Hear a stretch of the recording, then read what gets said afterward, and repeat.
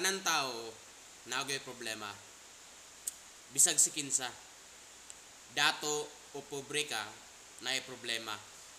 Problema nga gamay, problema nga dako. Apan usahay tungod sa problema atong pangitaag paagi aron makarelax ta. Usahay ang kalipay ug katawa may atong gihimo aron atong problema mahuwas-huwasan ta. Dili man mawala apan makarelax ka.